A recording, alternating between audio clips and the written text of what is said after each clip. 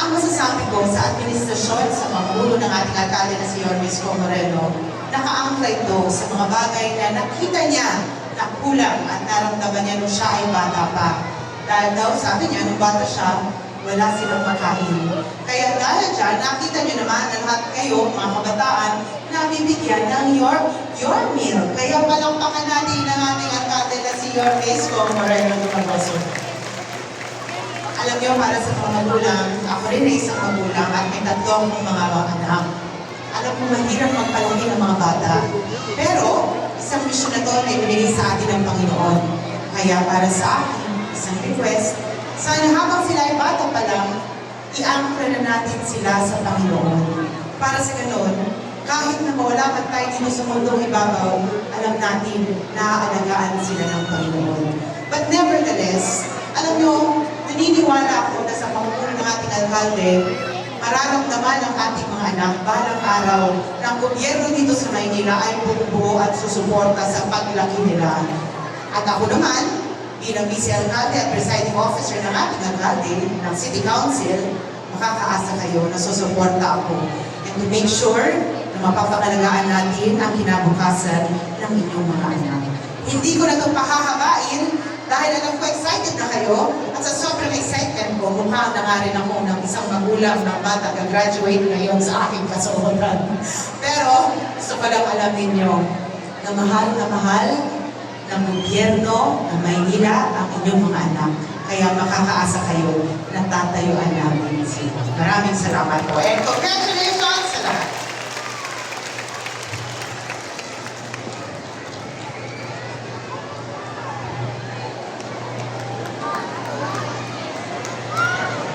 Bigay pagkilala sa mga galing na mag-aaral ng daycare center.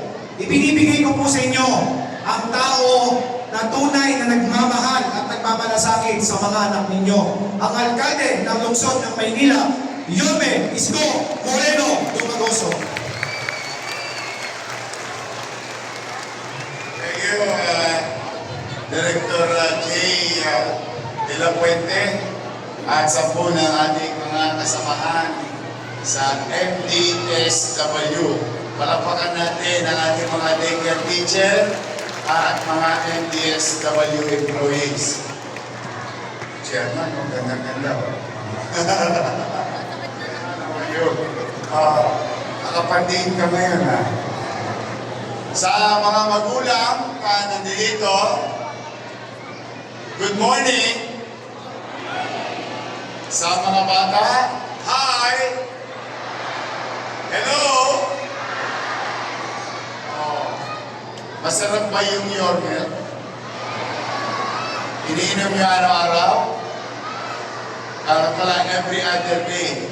Yung mga nanay, mga tatay din na nandito, no? Nakakatuwang isipin na yung inyong mga anak ay sumisigla, lumulusog at lumalakas. Dala ng isang programa ng pamahalang lungsod ay pagtibayin ang kanilang kalusugan habang sila ay papalaki. Now, and let me share to you, sooner or later, your sons and daughters will go to regular school. Kinder, grade 1. Yan ay mga unang pupuntahan ng mga anak ninyo. Now, matanong mo lang ang mga magulang na nandito at lolo't lola na excited lagi sa apo nila. Gusto nyo bang ituloy natin yung nutrition program ng lungsod ng Maynila? Gusto nyo bang ituloy natin yung sariwang gatas para sa mga anak natin? Rest assured, with the success that we got from this program, ayon sa mga pag-aaral ng mga espesyalista na nagdudulot ito ng magandang kalusugan sa inyong anak, ang inyong lingkod about a month ago. And the school board, we already approved to widen our reach in providing nutrition to our children in the city of Manila. Come June, may bagong sets of kids na papasok sa daycare, may papasok sa kinder, at may papasok sa grade 1. Kung manatag kayo, mga nanay, mga tatay, from 21,651 kids, your kids, we will make it and reach 60,000 plus students in our city by June this year. Yung natamasa ng inyong apo, anak, ngayon sa daycare, pagpasok nila ng kinder, tuloy. At yung mga grade 1 kasama. So daycare, kinder, and grade 1, amounting to more than 60,000 students, MWF, 90 days will be receiving nutrition or supplemental nutrition sa atin dito sa lungsod ng Maynila.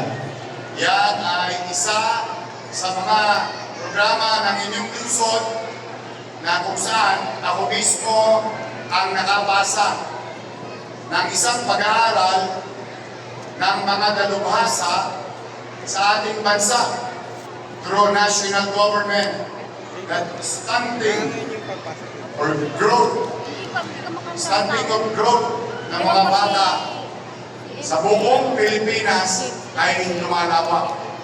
Kaya immediately when I read and share it to our nutritionists in the city, and they said it's true. So that's why immediately kahit wala tayong kapera-pera ng mga nagdaang buwan, ay talagang nagsubi ako, nagtabi ako, naghanap ako ng pera to address this. And the best way to surgically address this is by providing milk. Yung iba sa inyo dito, taas nga kamay ng tumira ng claim. Mga batang nutriban itong araw, o kita ninyo. Diba titibay natin? Kahit mapuyat, matibay ang buto, pagkira. Yung naranasan natin, yung lumang panahon, galing sa pamahalaan, na matagal na hindi nangyari, ay ngayon ipararanas natin sa inyong mga anak. Kaya po mga magulang, manatag kayo sa kinabukasan ng inyong anak, sapagkat ang administrasyon nito ng lungsod ng Maynila ay nakatuon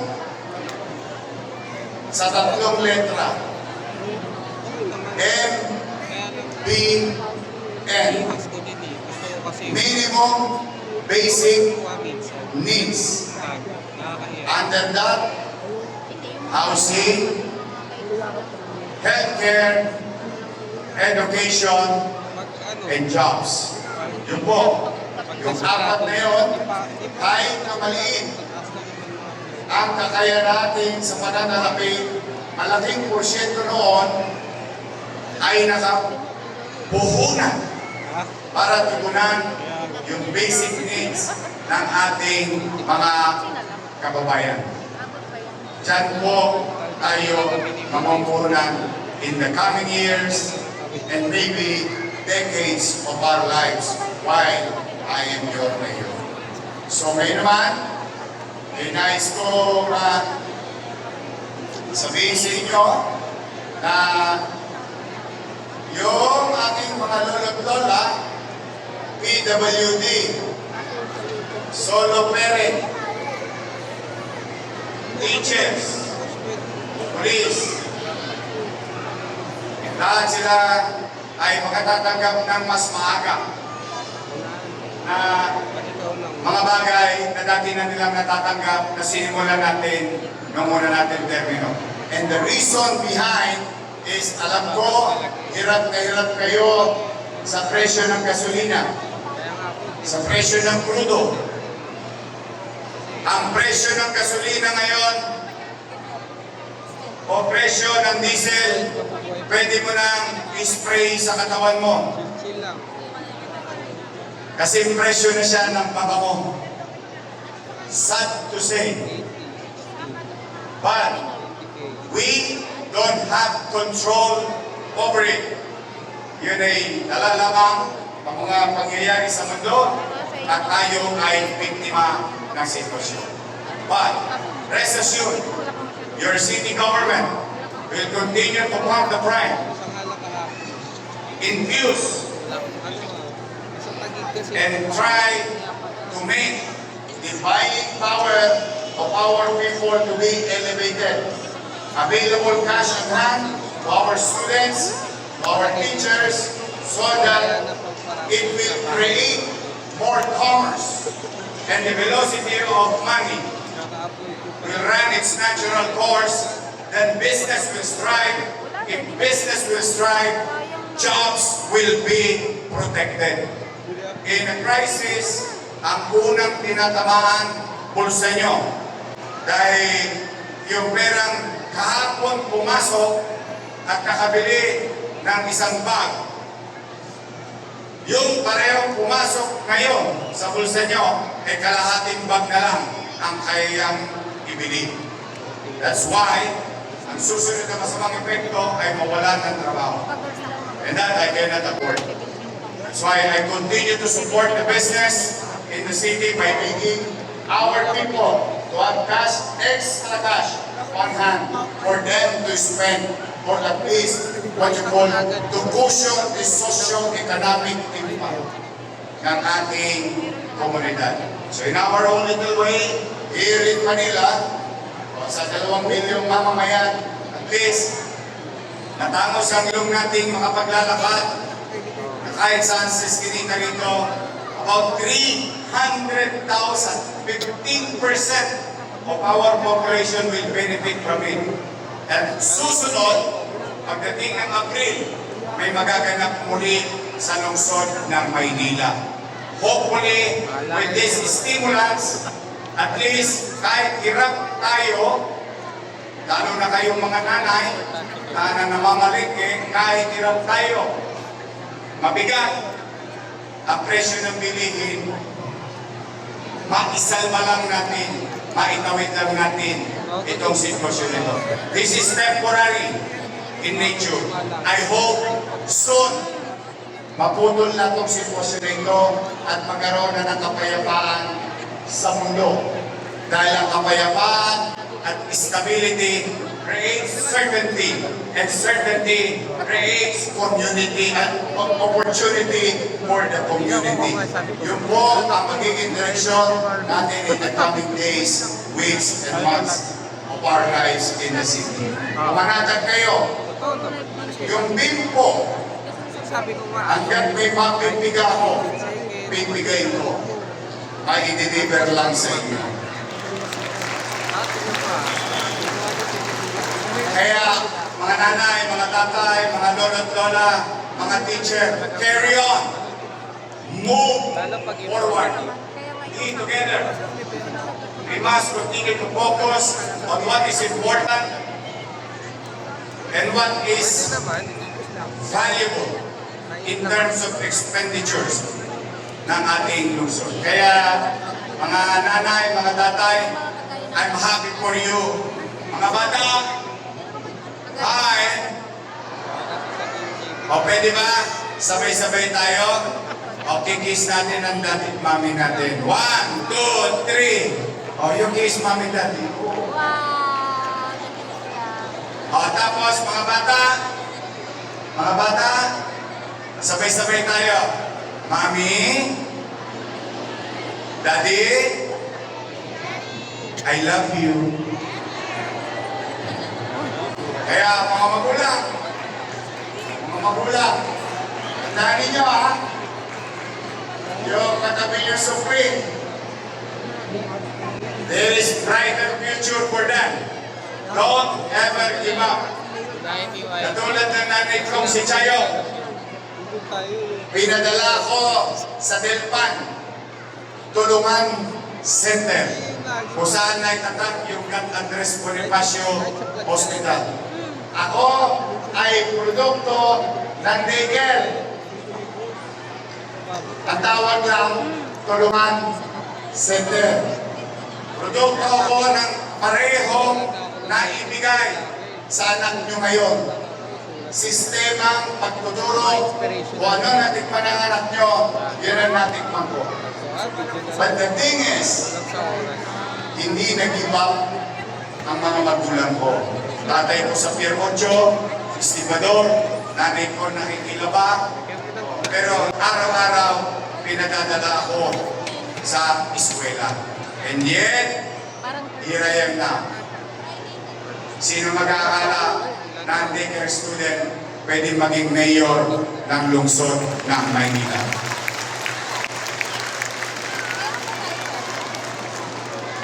Kaya kung bakit mapapansin ninyo, Almario, Albert, Manila Science, mapapansin ninyo, bakit yung mga pinagagawa natin paralan doon sa Tondo, sa Almario, mas mukhang pang mahal yung Almario kaysa sa Bonichay. Doon sa 4th District, I think that's one of the best infrastructure, educational infrastructure in the country, yung Albert. So why are we building this? Bakit ganito kamahal ang pamumuhunan ko sa mga mag-aaral sa Maynila? You know why? Yung anak ko, maswerte, nag-aral sa pribadong eskwelahan, nakatikim Biglang aalis yun, bro. ng mga magagandang pasilidad. Good for them.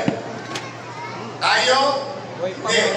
Pero, ang aking goal, ang pangarap ko, yung natikman ng anak ko, dapat matikman din ng mga anak ninyo sa loob ng pampublikong paralan. That's why we try our best to invest, develop spaces, convenient spaces between teacher and student ratio in a classroom. Convenient facility, top-notch facility, because you deserve better from your city government. Kaya sa mga nanay, sa mga tatay, keep it up. Go on. Habang naglalakbay kayo sa pagsubok ng buhay, huwag na kayong tumingin sa likod. Nasa gate nyo lang ako, kasabay sa paglalakbay ninyo. Sa bandang Nangka, bandang Bakari, sabay-sabay tayong iraraos natin ang inyong mga anak sa magandang bukas na kanilang kakarapin. So sa parents, congratulations! And I wish you all the best. And I hope that God will always give you good health. At least, if I have one prayer, ang gusto ko na lang maging malusog muna kayo. Because with your good health, you can continue to provide for your family. Mahirap ang pera, pero ang pera pag pinagsikapan, darating din. Pero ang buhay pag nawala, wala na. Kaya siguro for the meantime, let me do my job, let me do my work. But I'm praying that at least maging malusog lang kayo. At least tabla-tabla, walang natalo, walang nanalo. Maging malusog kayo para mairaos natin together. Tatay, nanay, lolo-lola, pamilya, gobyerno ng Maynila, maitawid natin ang mga bata sa susunod na panahon. So congratulations, mag-ingat kayo pag-uwi at pagpalain nawa kayo ng buong may kapal. Maraming salamat po. Manila! God first. Thank you.